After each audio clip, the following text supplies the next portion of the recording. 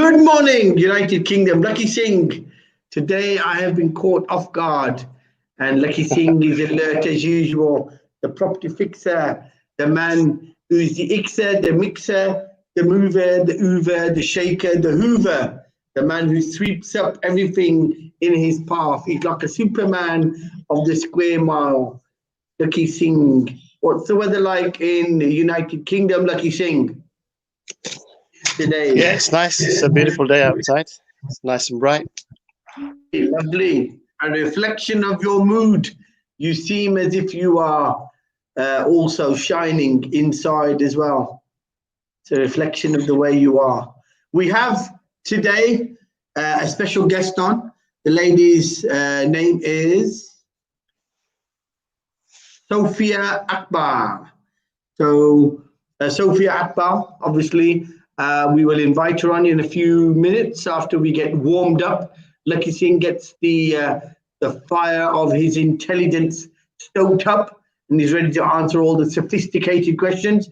Yesterday, we invited lots of different listeners on to ask their questions directly, but obviously some asked, some didn't, but we're slowly moving towards an interactive session where we get lots of people on our group to come on live themselves, ask the questions, and hopefully get suitable answer. We had the lovely Julie Ford on yesterday with a lot of knowledge, a lot of empathy, a bit more sort of a person who's got a knack for looking at the grey areas of business, sort of reading in between the lines and working out where there are gaps in businesses, and especially in the property and the lettings industry.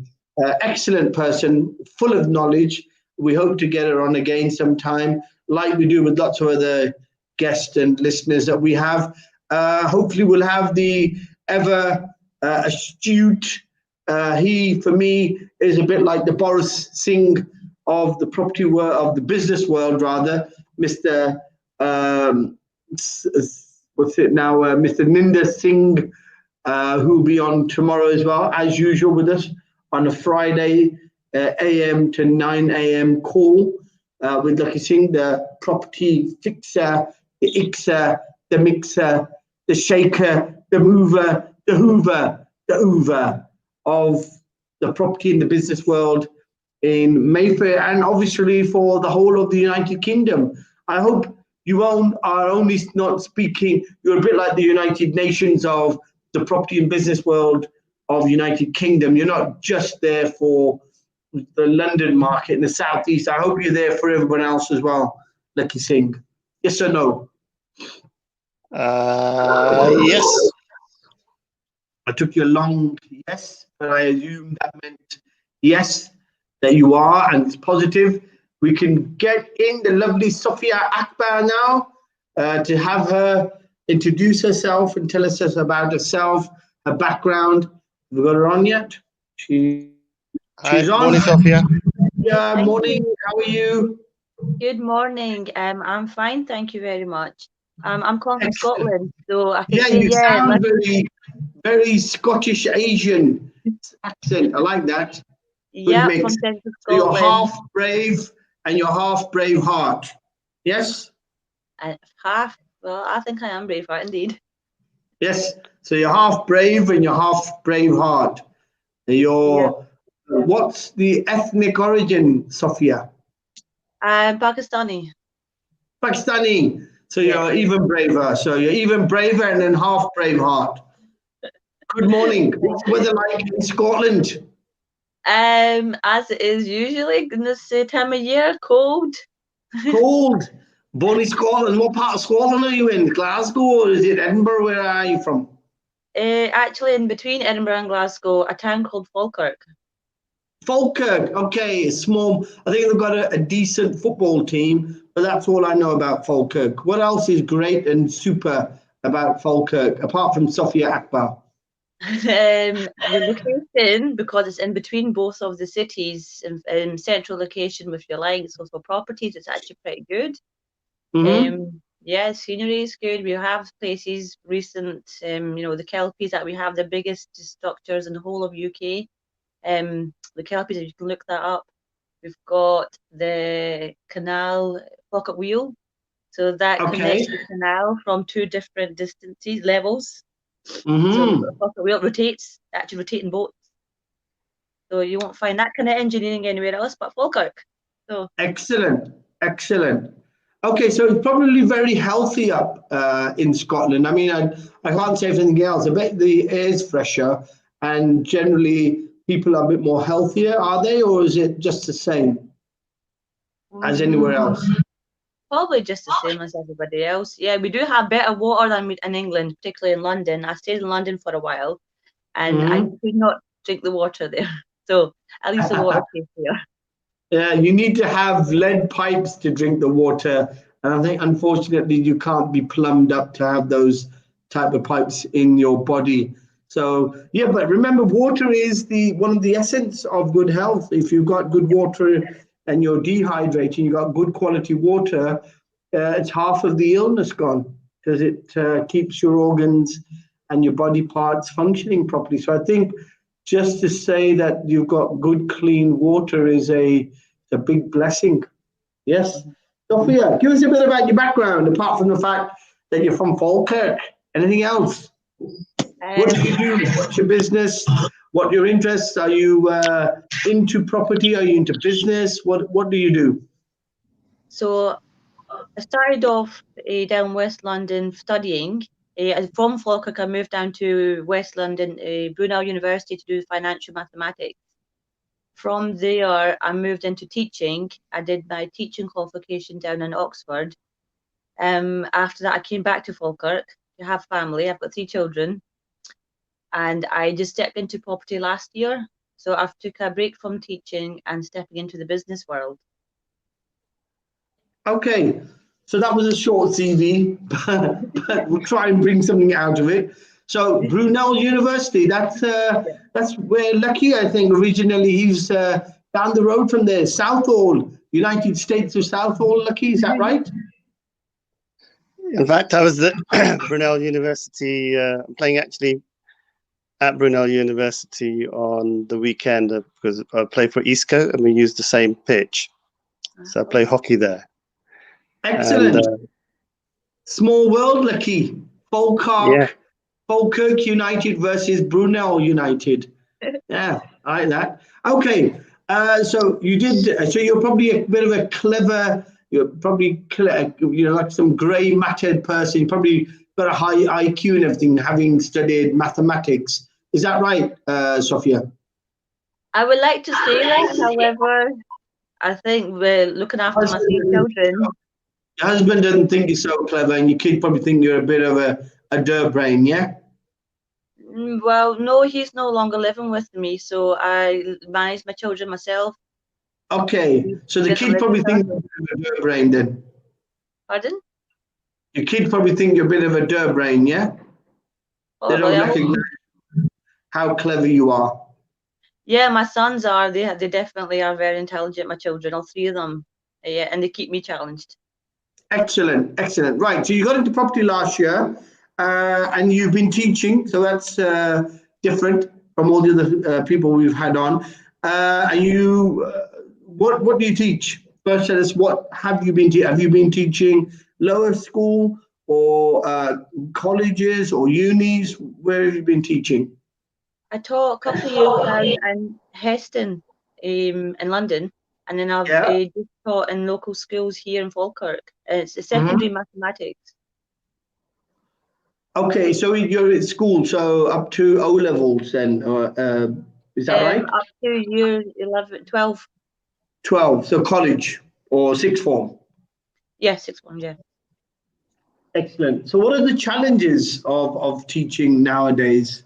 Has teaching become a bit more regulated, a bit more heavy on the red tape now, or is it a bit more easier to teach than it was in our days? Because in our days, I think teachers were probably a bit more personalized, had a personality about them, probably not so much now with all the burden of red tape and regulations and all the bylaws and all the strict government policies and whatnot. So is it easier now, or is it a bit more difficult now to teach?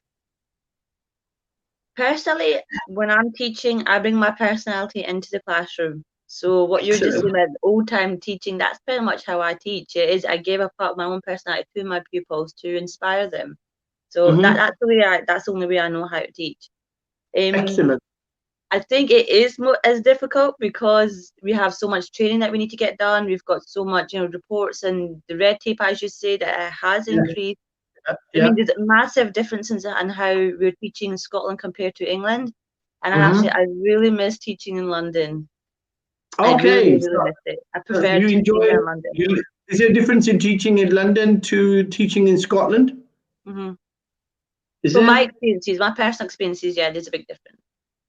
Are the students a bit more rowdier in Scotland and a bit more refined in London, or is it the other way around? No, I had rowdy kids down in London too, but I just felt I managed to connect with them. Okay, so you. Yeah. Okay, go on. Continue.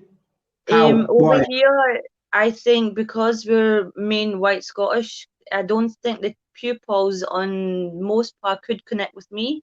Whereas in London, even though I had that Scottish accent, they still managed to connect with me quite well. And I just enjoyed myself because I felt quite like part of the scene and really something that I could contribute to. Over here, the reason why I left teaching was because I just felt that I wasn't being valued as much as I was when I was in London. So I just felt like I needed to change careers now and do something. Is Falkirk a very multicultural city, or is it a very dominated city? Or not? What type of city is it?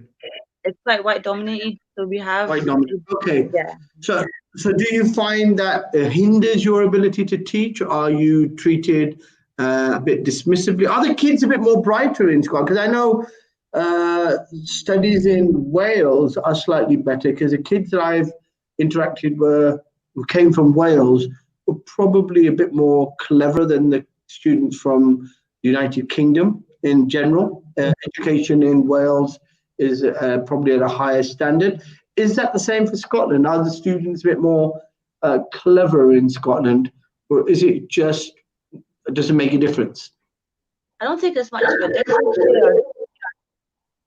I probably couldn't answer that question really and do justice to the pupils around here. So no, I don't see much of a difference. You know what I did see a difference is in the culture. When I was working in London, I had a lot of parental involvement. So, we had lots of Asian families and Asian parents, and I could really hone in on all that, like, your parents and the expectations that you have at school. There's a difference there compared to over here, where there's less onus of the pupil to do their own learning than it was down in England. This is the London pupils. So, okay. So the question is, are you first generation, second generation Asian? Are you first or second or third?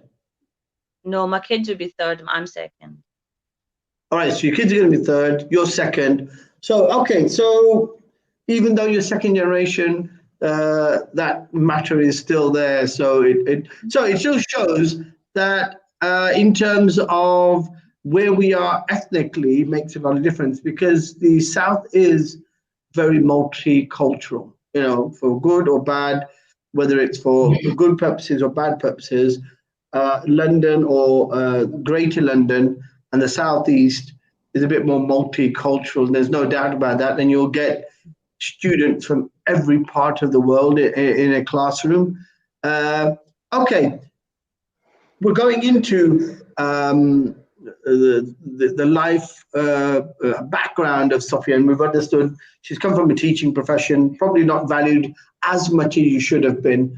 Question of this week, or the saying for this week: if you get a ticket on a rocket ship, don't ask what seat, just get on. What do you say to that? Because we've already had Lakhi's answer. What's your answer to that, Sofia? Buy a lucky ticket. Yeah, if you get a ticket on a rocket ship, Okay. The saying of the week is, don't ask what seat you're on, just get on. How do you interpret that saying? Are you going to sell the ticket and cash in the money and buy yourself a new car? Or are you going to get on the rocket ship? My personality is that I would just get on it. Excellent. That's what we want to hear. Energetic people wanting to dive in at the deep end and see what happens later. Okay, Lakhi Singh, now you've heard Sofia's background. Tell us about yourself and about what you did with your teachers when you were at school and university, how you tested the temperature and the patience of the teachers there. And what do you find Sofia as a teacher? Does she resemble a teacher that would have probably beat you up had you caned or something in those days? Were there canes in the days that you were in education, Lakhi? Or was it a bit more primitive than that? Were you chiseling out your answers on blocks of stone or something? What was happening when you were in school, Lakhi? And did you? First I would like to say that Sofia looks far too young to be a teacher. She only looks about 16 on camera. Nice. Well, a charmer. There you are, Sofia. You have been charged by Lakhi Singh, the property fixer, who's charmed you. Right? You look too young to be a teacher, Sofia. Good. That's the first bit of charm. Next. Do you recognize Sofia in essence of a teacher? Did you get a teacher like Sofia who was trying to fix you, Lakhi Singh, when you were young? No, I was I was more like a teacher's pet type student. I was always, aimed to please the teachers, because the Sikh culture and the way my parents brought me up is to treat people older than you with a lot of respect. So I was never really disrespectful to teachers ever. And I would, I'd sort of try to, if teachers, I think a lot of locum teachers that sometimes would come in, they would actually find it quite difficult because they didn't have the skills to manage a class. So I'd actually feel quite bad for them, because I wouldn't really want to do anything that's actually going to be confrontational for the teacher. So I would say I was a very well-behaved, hardworking, probably the ideal student actually for the teachers, because I loved going to my lessons, loved doing my homework. I wasn't necessarily very good at my homework in certain things like chemistry and physics, so I did struggle there. But on the art side, like history and religious education, anything that's more on the technology, design and technology, are the ones that I was really passionate about. So I'd literally go all out and literally sort of like spend so much time in doing my homework, because I used to sort of love doing it. So I was that type of student, but I won't bore you any further than that.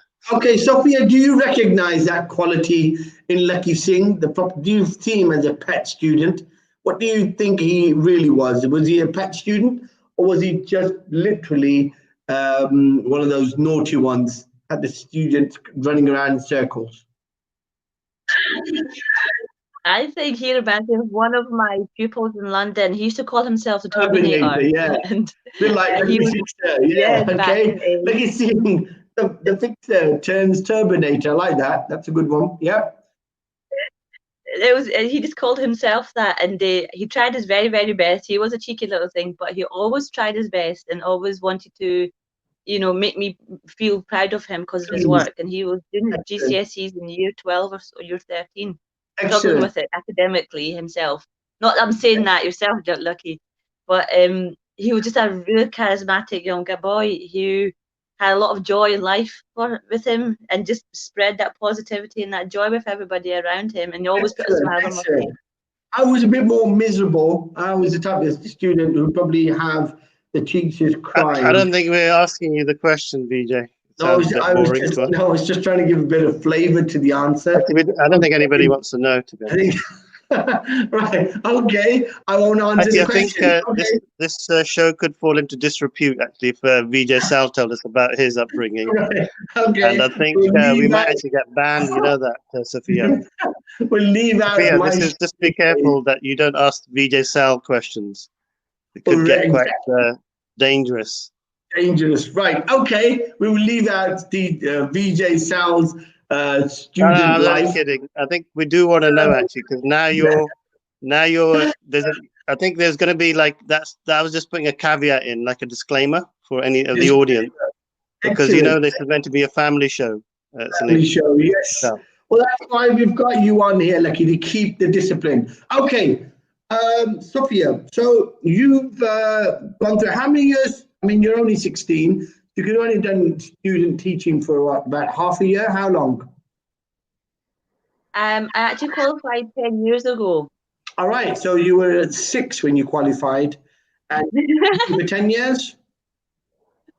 It's been 10 years since I qualified, and I had my daughter just after I qualified. In fact, in between my PGE year, I had my second child.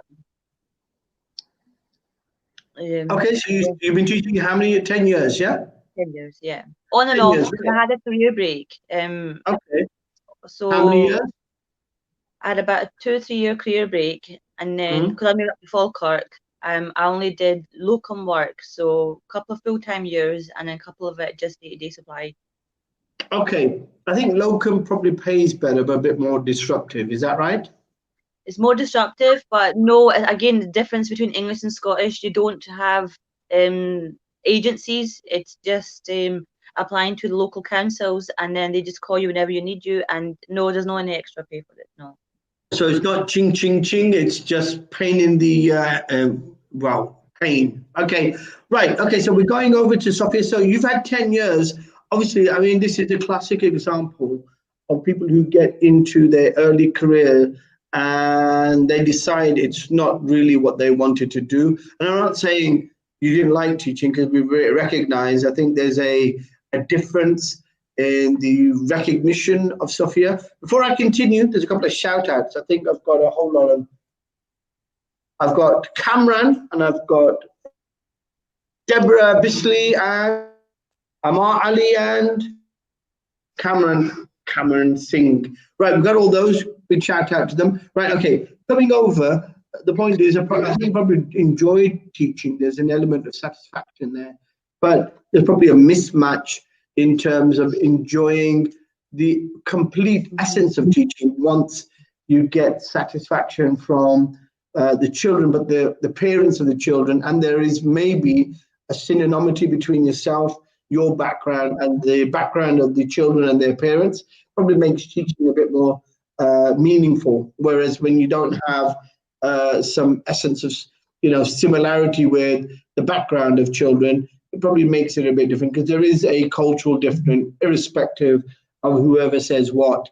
There is a cultural difference everywhere, and it doesn't have to be color-led. It is even language-led, because there is a difference in the culture in Scotland between people who are ethnically Irish and those who are Scottish. Is that right, Sophia? Am I right in saying that? Yeah, I have heard of cases of people being othered because the Irish white are here in Scotland. So Exactly. Or even English people in Scotland, they will also have. Right.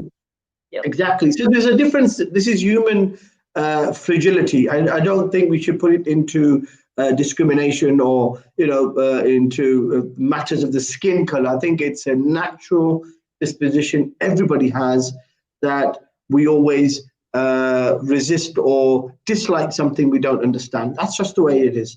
Life is like that. But you found yourself coming into property. What was the reason? Is it because it doesn't have any bounds of having to get up 9 to 5? You're in control of your own timetable? Is it more to do with the fact that you have a desire to have your own business?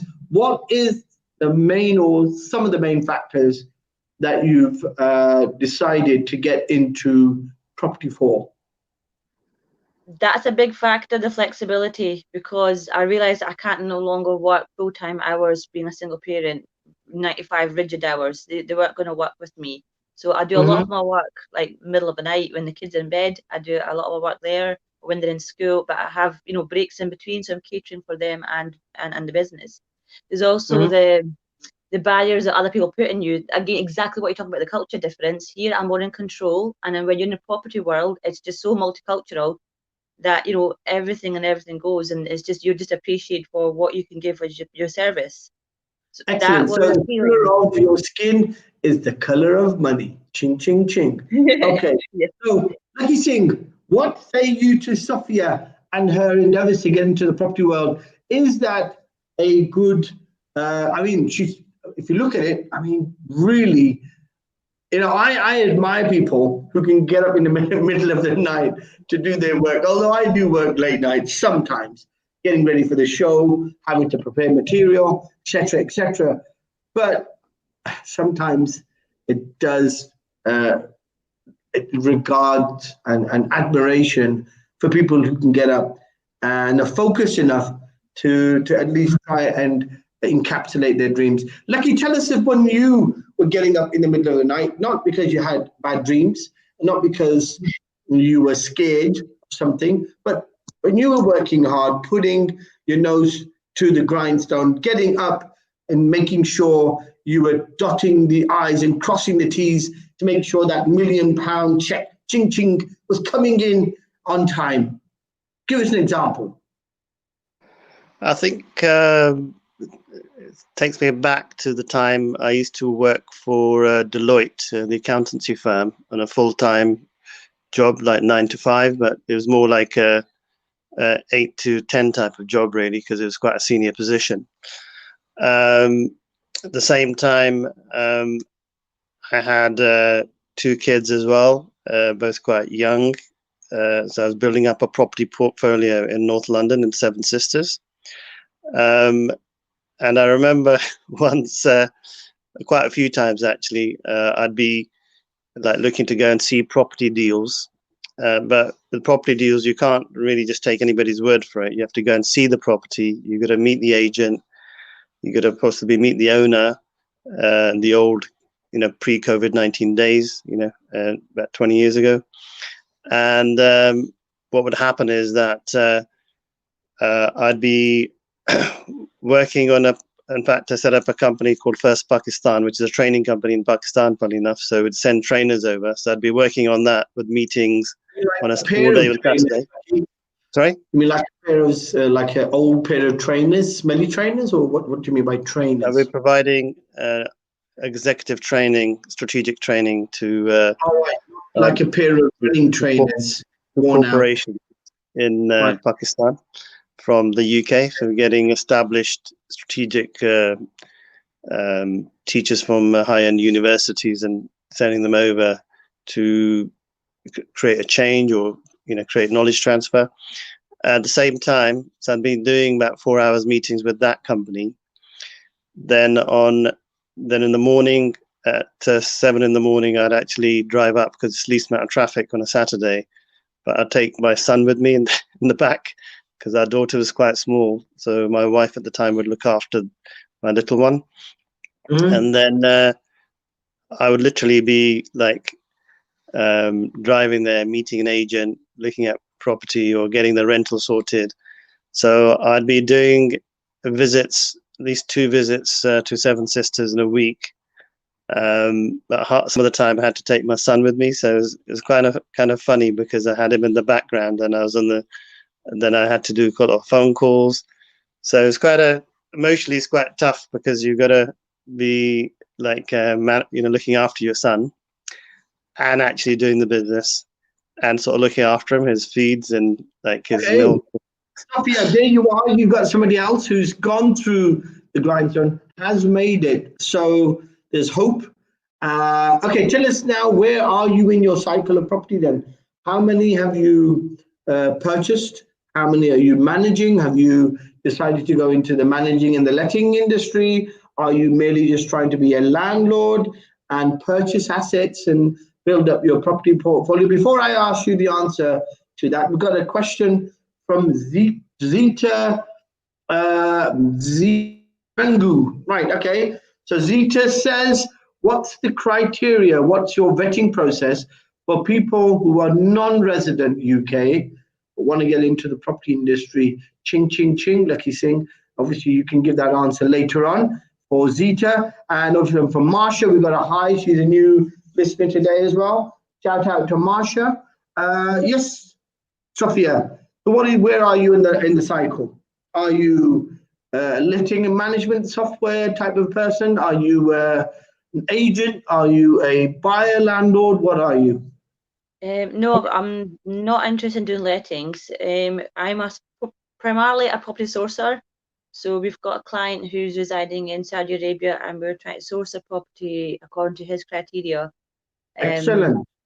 So that's ching, what. ching, ching, Saudi Arabia. Sounds like a bag of money. So what? And how many properties have you purchased? And it's a year you've been into that? 1 year? It's a year part-time, in between some teaching work, in between being a mum in lockdown. So it has been slow. It's been part-time. Plus, obviously, we know that the property register was closed for a wee while. So we haven't purchased one, but we've got a joint venture going on in Glasgow where we're just doing a refurb conversion, a 2-bed into a 3-bed ensuite.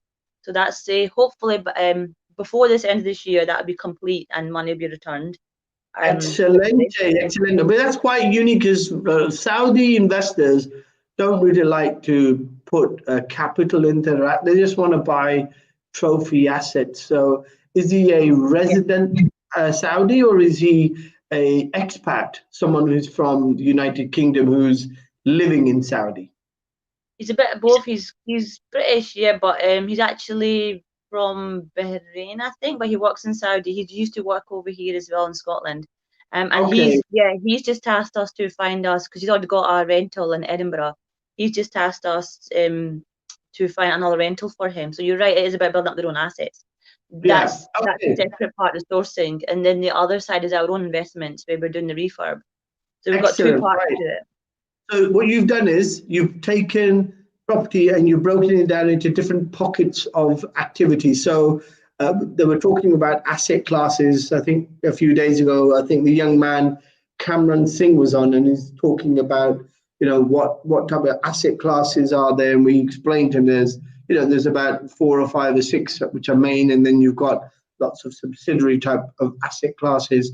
In asset, you can separate them down, and what you've done is, so you're into I think they call them BRR, so buy, refurb, and then refinance or something. Is that right? Yeah.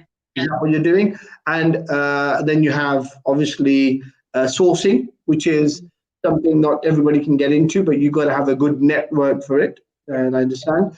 And then you're also doing what? So you're doing refurbs and obviously refinances. Are you keeping these assets, or are you selling them then? But this one is not for my own portfolio, but for next year, we've got targets to do it for our own portfolio, where we're going to be buying them for our own company. So that's our next big plan. And you're operating through a limited company. Correct. Yeah. Very shrewd. Sofia seems to have all the answers, Lakhi Singh. What do you say? Does she remind you of yourself? Not that you were a female, but does she remind you of yourself in early days, Lakhi Singh, when you got into property? She seems to have done all the research and the homework. She knows what she's doing. What do you say, sir? Yeah, I think sounds very similar somewhat to how I started off.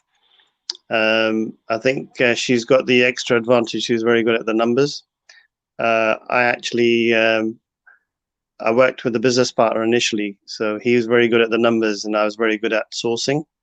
So maybe a tip for you, Sophia, is to probably focus in on your strengths and maybe get maybe somebody else you can work with who's maybe stronger in other aspects where you may not be strong. But if you're strong on sourcing, because I think you've got probably you're more multidimensional in your abilities by the looks of things. You've got 2 personalities. One is your thinker, analytical side, and then you've got the other, the personality that comes out that's very engaging. So I think you're quite lucky. I had to work harder on my maths. I think that was my issue. I had to do a lot more swatting to try and understand the numbers. So, but if you've got both, I think you're quite a few steps ahead in terms of where I was when I started. Ching, ching, ching, Lucky. I like that. Okay, we've got an interesting question from Marsha. And I think it actually resonates with one of the underlying themes of the question we've had this week, which is trying to purchase properties or buy to let or get into the property industry, but having bad credit. Marsha says, had bad credit, and I think she somewhat became dismayed or despondent and decided to put that on hold, or maybe didn't just stop searching for deals for properties. And I think it can be very demoralizing for people because credit file is like is one of the central focuses for the banks when you're looking for finance. And if you don't have a good credit file, it can impact everything. So what advice do you have, Lucky, for Marsha? Is there any sense in her trying to look for properties while she's got a bad credit file, or is there hope? Can you buy a property in with a bad credit file? And more importantly, can you buy a property whilst the environment is a bit sort of chaotic or a bit fluid? She needs advice, I think, and I think it'd be a good thing if you can give her something to think about, and then maybe we can arrange a follow-up for her with the alternative business and property solution with Lakhi Singh, the property fixer. Yes, Lakhi Singh. Okay. I think it's quite simple. Every problem has a solution, and there's more than a few different ways of skinning a cat is the general theme here. So it doesn't really matter what your credit file is like. If you're setting up a business, there'll be solutions to get around some of these issues. For example, Sofia set up a company. I don't know how good her credit was. Let's assume if it was bad, one of the things she could do is she could, let's just say she's got a brother or a good friend, somebody that you can trust 100%. You could actually ask them to come and join you on the company as a larger shareholder. So when you are buying, and if you've got a good credit file, that could be a possible solution to deal with that particular obstacle around credit. The second thing is that behind the scenes, there are ways of literally getting back to clean credit. They're not necessarily shrewdly in between the lines there. Marsha, you need to pick the phone up, talk to Mr. Singh or one of the team at the offices of Lakhi Singh. There are ways, like Lakhi Singh said, that you could get a property if you wanted to. It's not all doom and gloom. Right. Having said that, we've got Zita asking the same question. I think we need to answer. She's not a UK resident. She's from abroad. And she's asking what's the criteria, what's the vetting process. How can she get into property? She knows there's money to make. She knows there is an opportunity, but she can't find the doorknob. What does she do? Are you the doorknob? So Zita, there are property or any business is all about ingenuity. So if you're very passionate about getting into business and property, let's say, then you just got to decide what you want to do, and then all the right doors will start opening up once you set your intention. So the first intention should be really, if you want to get into property, if you're from abroad, and how does it work, is to speak to a mortgage broker. And if you've got a good income, again, understanding the question, Zita is a boy anyway. He's a young man, so he's don't mind it. Zita. It sounded like Zita, Catherine Zeta-Jones, so we probably assumed looking young lady, expat. But anyhow, he's a bloke, a hairy bloke, outside of the United Kingdom. And second part is, Zita, there is hope. The hope is that you can buy properties. We have specialist lender brokers who can facilitate mortgages and finance for people who are not in the UK. So that's the real answer. I think Lakhi is probably answering for UK-based residents. Zita, hairy bloke, is outside of the United Kingdom. So there is hope. You need to pick the phone up and talk to someone at Lakhi Singh's Alternative Business and Property Solutions community to get the answer. Right, coming back now to the lovely Sofia. Sofia, what are your projections and what do you have to say? Have you found credit file is an issue, or are you finding there's no issues with credit file? Everything is easy peasy when it comes to buying properties for you. And are you good at the numbers? So Lakhi Singh assumed, and we know assume is the mother of all misunderstandings. Is he assuming correctly? Are you analytical? Are you good at your numbers? And do you have a personality, or are you just something at the end of the screen? Well, firstly, what Lakhi was saying about having a partner, I do have a partner who is just as geeky as me with numbers and analytical skills. Data integrity is basically her bread and butter, her job, and she does property part-time with me. So I do have a partner, and she complements me in a lot of skills as well. So we make a really good team, and that does reduce quite a lot of risk with my company having two of us there. When it comes to my numbers and all that, I think that's where I get the most joy in the whole business, is when I'm crunching the numbers, because that's what makes me happy. So you are dry and boring. So he's got it the wrong way around. You don't have a personality. You're dry and boring. And yes, so the second part of that the question has been answered. You don't have a personality, but you're good at numbers. Should have been an account. What was your first question? First question was, are you analytical? Yes, you are. That's what you like doing. Yep. The second part of the question is, do you have a personality? Is that what shines through? Are you the interface of your company? Are you the one who does all the wooing, the talking, the chatting, the mixing, the mingling? I think so. 80% of it, I think, probably because I go out to networking or on LinkedIn, social media. I've spoken to quite a lot of investors or potential investors in the past 6 months. And I went out for a coffee with an individual in Stirling who's got a property down near Luton. She spent money on coffee. Scottish, very tight with that money. Lakhi Singh, she spent money on a coffee with a client. I like that. Spend, thrift, likes to splash it out. Okay, so you splashed out on a coffee. So, and what happened?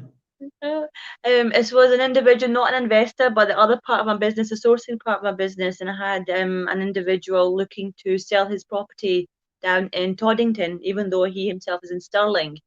And in this business, you need to have a personality or be approachable and to be able to develop these relationships as a trust, whether it's the investor buying the property or if it's the vendor selling the properties. So I think I bring in my whole, what I use in the classroom, that whole building up relationships. It's essential for all businesses and all fields whenever you're working, making those relationships. Okay, so what's the future then, Sofia? Where are you taking business? And I asked a question, you haven't answered it, regarding your credit file.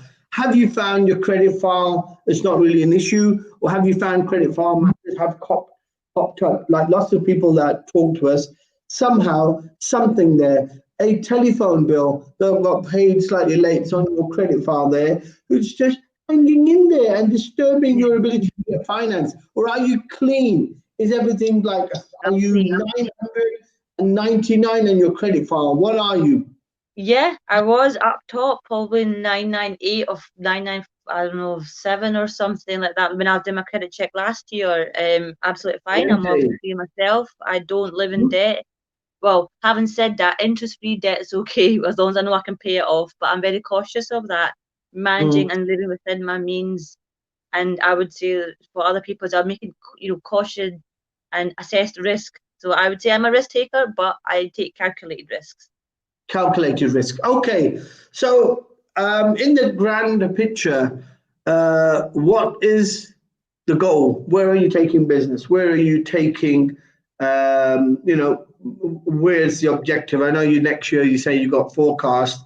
So where are you in this difficult market? What are you finding? Are you finding lots of deals, or are you finding lots of buyers, not enough deals? Or is it a balance, or is there a generally, imbalance in that? the money is there. We have lots of buyers, but then they're very cautious with the unpredictability of the economy right now and the whole furlough ending. So I've got some people who are like, just go find me a deal. This is my criteria, and go get it. And there's some investors who are saying, no, I need to see what happens first, because the prices might come down. I mean, we've all seen the boom in the prices in the past couple of months. Right now, our strategy would be to try and get our investor on board where we could do flips, and then next year more towards Buytolet for our investors. We've set up Diamond Focus Investments. So the current business that we have is called Diamond Focus Properties, where we do the sourcing and managing the refurbs. Diamond Focus Properties. Yes, I like that. So Diamond Focus Investments is where we will look to get private finance and buy properties and do flips for our own business, but where we can offer non-interest based returns for our investors, which I believe, particularly in Scotland, makes me quite different to every other property company around here. That I'm basing my model on non-interest based investment. Okay, non-interest based investment. I like that. Has a sound of Islamic banking somewhere tucked in between the lines there. I like it. Okay, so non-interest based investments. Lakhi Singh, what is that? Does that mean anything to you? Down in the south, in the city, in the big square, sparkly square, sitting in the square mile, in the belly of the beast, can you get money without any interest? I think you've got to have some interest to be able to make money, first of all. Sorry, just a bad joke. Like that. Okay. Have some interest. Yeah, I think you can. I think basically it's just a play of words, really. I was just having a chat with somebody else about it yesterday, a Lebanese client. And what they were saying is that when it comes to interest, a lot of it is if you call interest something different, you may call it profit, then people will perceive it differently. So I think a lot of it is just how you what you do it, you call it something different, and you just place it in a slightly different way.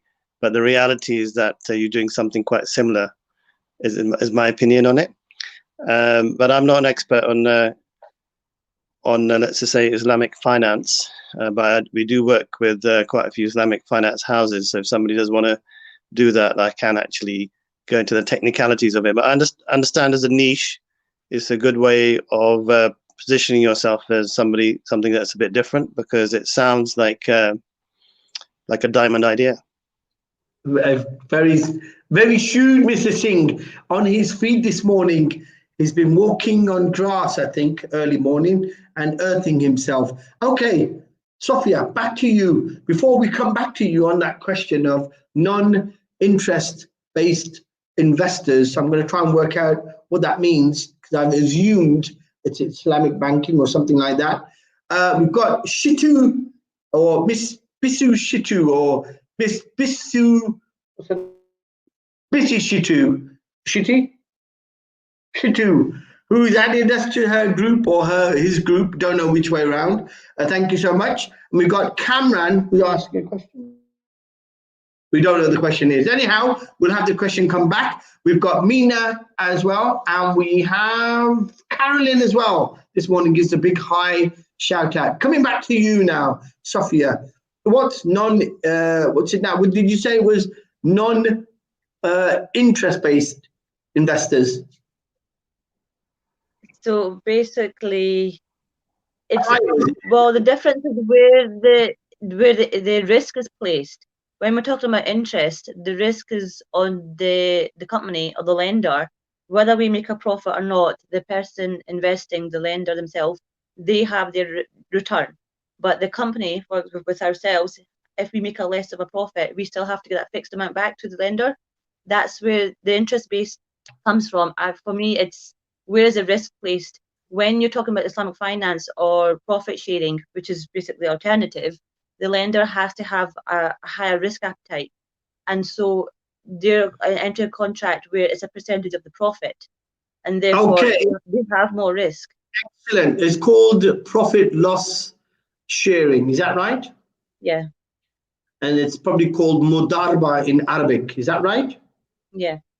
Okay. So you're into Islamic banking or finance, which is excellent, a narrow market. So is that coming from Saudi Arabia? Is that because one of your investors is Saudi-based and he's saying, I have a lot of other people who would like to invest money in the United. If you can make it non-interest, I will put more money in. Is that the conversation that you have? Okay. Does this come from yourself, Sofia? Is it your own desire to have profit loss sharing income-based type of a business? Yeah, it's pure just my own principles. I wouldn't have come into this property business, had I thought that I would be doing an element of not Sharia compliant work there. And so I had to find a way, the sourcing part of it's all good because there's no question about interest and all that. It's all services that I offer to clients. The other, the investment side, is about me structuring and only getting those deals where I can offer a decent amount of profit share return. It's going to be a long game. I know that I won't be getting rich quick. The refinancing will have to be only the Islamic mortgages if I get them. I understand that. I like the mentality there. Obviously, it's not looking to get rich quick, but it's looking for the right type of investment. Is that what you're saying, Sofia? Yeah. Excellent. So what you're saying is that just so that a lot of our viewers can understand, because there may be lots of people out there who want to get into property and they can't get into property, or can't get finance, but they've got lump sums that would love to put money in with you and say, right, Sofia, give us a return, and and we're happy just to take profits from the business or from the investment rather than from interest from your company. So they may find an entry into property in that way. And do you offer in your investments, is normally the exit on your investment sale, or do you refinance the assets? It could be either or, and if it's an English property, it'll be easier to refinance because you've got more of an established market with the Islamic banking. In Scotland, I have been searching for 6 months now for the options of Islamic banking where I can get, refinancing. Very limited options, but they are opening up, and I'm having those conversations behind the scenes. In the meantime, it's why Scottish property is really good is the prices. I mean, on average, Scottish properties are 100,000 less than English properties. So if I also come into here, cash buys, fix them up, sell them off, get your money back. That's the very simple model. And we will obviously grow from there, looking at land or commercial in the future. But things, because of companies like myself, and hopefully there'll be more, when they show that there is a demand for this and an appetite for refinancing through Islamic banking, hopefully they'll come over and see it there's a market in Scotland and do more for us here. Excellent. Well, you may be lucky, because I think Lakhi Singh in his excellent databases has got a person who will probably fit like a glove your model. Lakhi Singh, is that right? Because I smell from, well, that's why I've run off. Okay, Lakhi's gone. Me and you, Sofia. So we'll continue about him. Ignore him. He's boring anyway. So tell me, Sofia, in your model, are you hinting, or are you promoting your potential way of doing business to an ethnic community who are possibly more Sharia compliant and they want to use their money in a more sort of halal way? Is that also something that you're addressing? Are you marketing to people who are Sharia compliant or wise to Sharia law and want to use their money in a better way? That's my primary market, but not exclusive. Okay. I mean, obviously, Sharia law is not exclusive anybody taking an aspect of Sharia law to better themselves is always doing a good. But the question is that it's your primer market. So how do you use that? How are you marketing to that particular market segment? Well, there's two ways on that. There's obviously LinkedIn, because obviously lots of professionals on LinkedIn. I've got a high-profile individual from Glasgow reached out to me because he's seen my stuff on LinkedIn, and again, his criteria is it has to be non-interest based.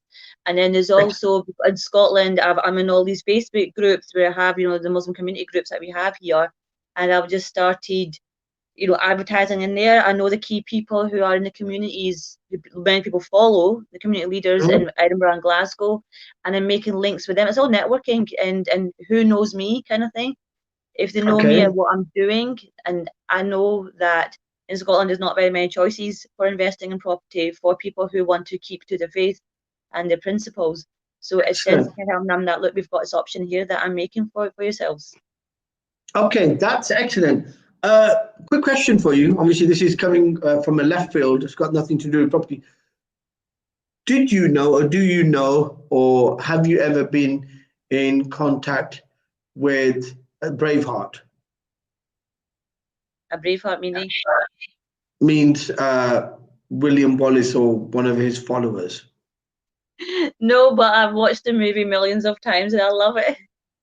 Okay, excellent. Right. So you do know of him. I thought maybe you had some connection with Braveheart, or you know someone who's painted themselves blue and runs around with a sword or an axe in Scotland. There is an issue, though. I mean, there are the properties in Scotland are very limited. It's not like a heavily populated part of the world. I mean, I know you have little pockets. You've got Aberdeen, which is an excellent pocket for investment because the rental incomes in Aberdeen, because I've done a bit of research back in the days, in Aberdeen are somewhat very similar to London, because you've got the oil and gas industry there. Because of the fact the tenants and the professionals you've got in Aberdeen and type of investors, the rental market in Aberdeen. I'm not, because it's just quite far away from me. Aberdeen's at least 2-3 hours away from me. So no, I'm more Central Belt, Glasgow, Stirling, Falkirk, Edinburgh. In fact, I've got a lead in Edinburgh that I need to chase up as well. So it's just Central Belt here, but it's the most densely populated area of Scotland is the Central Belt anyway. It's urban area. So we do have quite a lot there. Okay, excellent. Okay, it's the last few minutes. It's the last minute rather. So we realize that you are the type of person to jump on a rocket ship and not look at the seat, which is good. You're spontaneous, you're analytical. You've got an excellent model there. I think you'll do very well. I think it may be a good idea for you to give Lakhi Singh a call in head office down in London and get introduced to people with a like-mind strategy, and you may find it's a benefit. I think, is Lakhi Singh going to pop up again before we finish? No? Okay, great. So the last minute, give us some inspirational part of your business, or something that you find is going in the right direction as far as property is concerned in Scotland, because Scotland obviously is a smaller market, a bit more incestual, I would say, in the sense of everybody knows everybody, so you don't really miss anybody, I think. So how do you operate in such a small, tight market and be unique as you are? Networking and learning from each other. I don't feel like the property sourcers are my competitors. They're actually just business colleagues. I've done lots of learning from them, and just know that they've got my back and I can support them mutually is what's kept me afloat here, and has helped me push forward. It is the networking and the collegiality that I have with Scotland, because a lot of us do know each other, and it's that abundance mindset. There's enough for everyone to go around. Excellent. Okay, so with that, we're going to say goodbye, Sofia. It was a pleasure speaking to you, the property fixer. Obviously, you're not quite aware of the superpowers Lakhi Singh has, so you don't know about the sign. You will learn. So we'll speak to you later. Pleasure speaking to you. Do get invited on again. It'll be nice to hear from you. If you've got any particular questions, do come in. Goodbye from Lakhi Singh, Lakhi Singh, the property fixer. Drive time, 8 a.m. to 9 a.m. every morning. Thank you. This is Property Solutions Community.